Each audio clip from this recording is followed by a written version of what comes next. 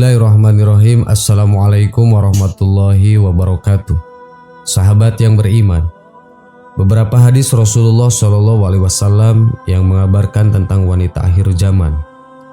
Salah satunya adalah wanita dari Bani Daus. Bani Daus adalah wanita yang akan melakukan ritual akhir zaman di Mekah. Jika itu sudah terjadi, maka mendekat akhir zaman sudah sangat dekat. Menurut beberapa informasi mengatakan bahwa ritual wanita Bani Daus sudah dilakukan di Mekah. Jadi, apakah benar wanita Bani Daus sudah kembali dan ritual akhir zaman apa yang mereka lakukan di Mekah? Rasulullah mengatakan wanita Bani Daus akan kembali menyembah berhala di akhir zaman. Seperti yang mayoritas umat Islam ketahui bahwa dulu sebelum Rasulullah SAW hadir di muka bumi ini, Jazirah Arab berada dalam kondisi kemusyrikan dan penyembahan berhala. Karena orang-orang zaman jahiliyah yang menyembah berhala dan menganggapnya sebagai Tuhan. Dan pada saat itu mereka meletakkan 360 berhala yang mana mereka menyembah satu berhala di setiap harinya. Maka dari itu Allah mengutus Rasulullah dan memberikan bantuan kepada pasukannya sehingga bisa menghancurkan berhala-berhala dan mengajak manusia untuk menyembah kepada Allah Subhanahu wa taala. Dengan izin Allah, Rasulullah berhasil mengajak mereka ke jalan yang benar. Dan sedikit demi sedikit sudah meninggalkan kebiasaan mereka sebelumnya, yaitu menyembah berhala. Akan tetapi, dengan semakin dekatnya hari kiamat dan semakin jauhnya manusia dari agama dan mempelajari ilmu agama, sebagian manusia ada yang kembali menyembah berhala.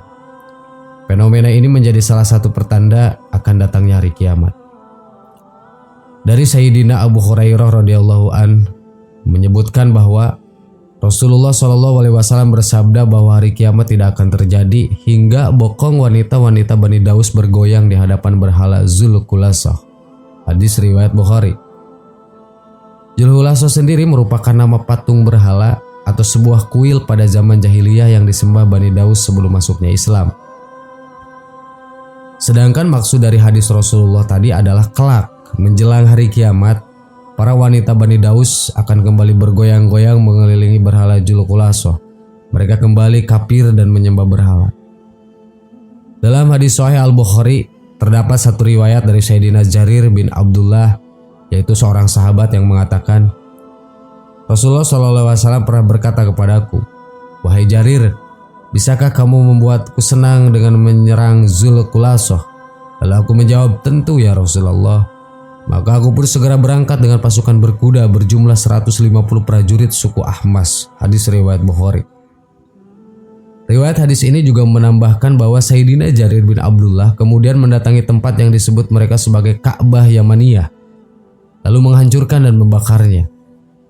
Menurut sejarawan dari Libanon yaitu Profesor Kamal Salibi yang merupakan profesor sejarah dari Universitas Beirut, beliau mengatakan, sepeninggal Rasulullah dan Khulafaur Rasyidin, kultus Zulkulasah telah hidup kembali di Jazirah Arab, di pedalaman Asir di wilayah Arab Saudi, di mana tradisi ini bertahan hingga tahun 1815, ucap Profesor Kamal Salibi. Namun pada tahun itu, sebuah gerakan organisasi di Arab mengadakan operasi militer khusus untuk menekan kelompok penyembah berhala di berbagai bagian Asir, termasuk berhala-berhala yang dibangun kembali oleh keturunan Bani Daus. Juga telah berhasil dihancurkan oleh gerakan kelompok tersebut, lanjut sang profesor. Sejumlah ulama dan pengamat Islam menyebutkan bahwa hadirnya modernisasi di Arab Saudi diusung oleh Pangeran Muhammad bin Salman membuat hadis Rasulullah itu menjadi sangat relevan. Ritual kultus Zulkulasah yang dimana bokong para wanita berputar mengelilingi berhala dapat diartikan bahwa akan banyak wanita di sana yang bergoyang, berjoget, dan menari di suatu tempat untuk memuja idolanya. Menurut Mufti Liqaut Zaman yang merupakan imam masjid Birmingham, Inggris, sahabat yang beriman, itulah ritual Bani Daus yang sekarang ada lagi di Jazirah Arab. Ini merupakan tanda dekatnya hari kiamat. Allahu a'lam. Wassalamualaikum warahmatullahi wabarakatuh.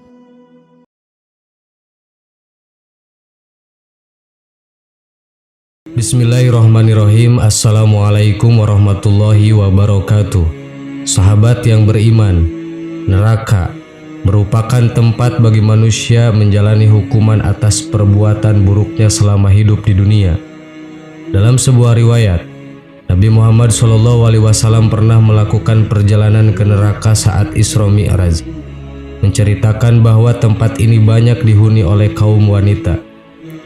Wanita yang masuk ke sana disiksa dengan beragam cara yang berbeda. Ada yang tidak berhenti memakan bangkai busuk, digantung dengan rambutnya dan otaknya mendidih, digantung dengan lidahnya, hingga ada yang digantung pada bagian sensitifnya. Ternyata setiap golongan wanita yang masuk neraka akan mendapatkan siksa yang berbeda-beda.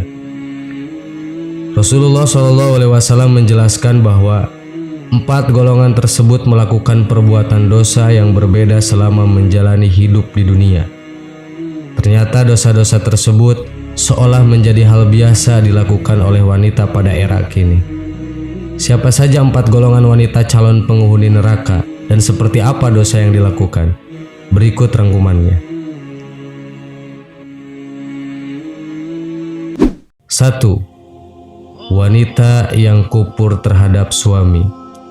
Golongan pertama yang banyak dijumpai adalah golongan wanita yang kufur terhadap suaminya. Dalam hadis riwayat Bukhari dan Muslim, Nabi Muhammad SAW menjelaskan para sahabat yang bertanya tentang apa yang dijumpainya di neraka. Ia menjelaskan bahwa yang banyak dijumpainya adalah wanita. Kemudian para sahabat kembali bertanya, "Kenapa terjadi demikian?" Beliau menjawab yang artinya, disebabkan kekufuran mereka. Ada yang bertanya kepada beliau, "Apakah para wanita itu kufur kepada Allah?" Beliau menjawab, "Tidak, melainkan mereka kufur kepada suami dan mengkufuri kebaikan suami. Seandainya engkau berbuat baik kepada salah seorang istri kalian pada suatu waktu, kemudian suatu saat ia melihat darimu ada sesuatu yang tidak berkenan di hatinya, niscaya ia akan berkata, 'Aku sama sekali belum pernah melihat kebaikan darimu.'" Hadis riwayat Bukhari dan Muslim. 2. Wanita pezina. Di masa kini, wanita yang terlibat perzinahan seolah bebas dan biasa saja menjalani aktivitas hidupnya sehari-hari. Pemberitaan media tentang prostitusi online di berbagai kalangan seolah sudah menjadi hal yang biasa saja. Padahal di akhirat kelak, para pelaku zina akan mendapatkan siksaan yang teramat pedih. Hal ini disaksikan sendiri oleh Rasulullah SAW saat melakukan perjalanan Isra Mi'raj. Beliau berkisah yang artinya, "Kami berangkat pergi, sehingga sampai di suatu tempat semisal tanur. Bagian atasnya sempit sedangkan bagian bawahnya luas. Dari situ terdengar suara gaduh dan ribut-ribut. Kami menengoknya. Ternyata di situ banyak laki-laki dan perempuan telanjang. Jika mereka dijilat api yang ada di bawahnya, mereka melolong oleh panasnya yang dahsyat. Aku bertanya, 'Wahai Jibril, siapakah mereka?' Jibril menjawab, 'Mereka adalah para pezina perempuan dan laki-laki.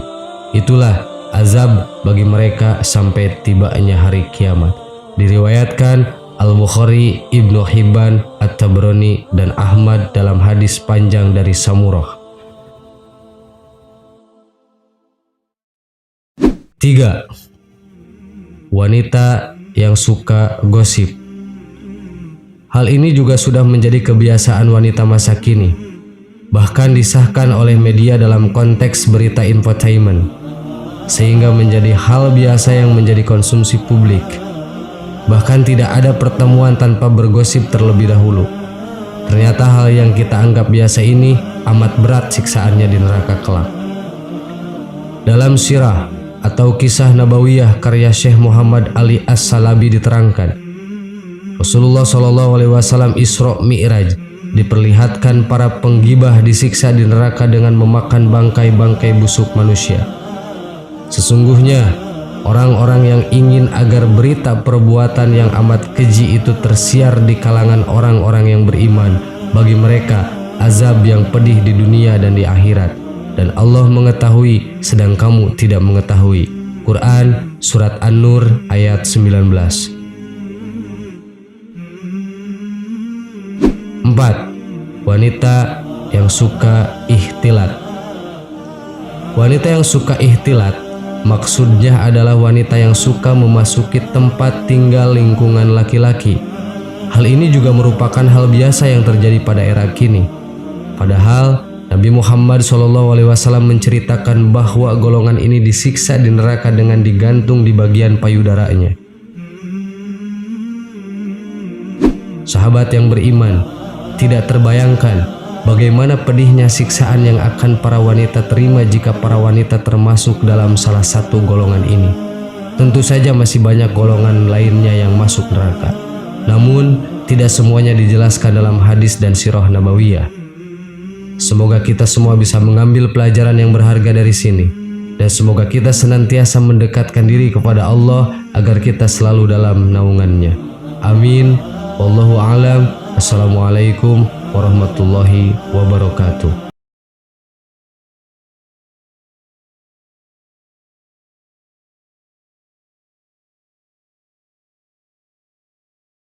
Subhanallah walhamdulillah wa la ilaha illallah wallahu akbar. Subhanallah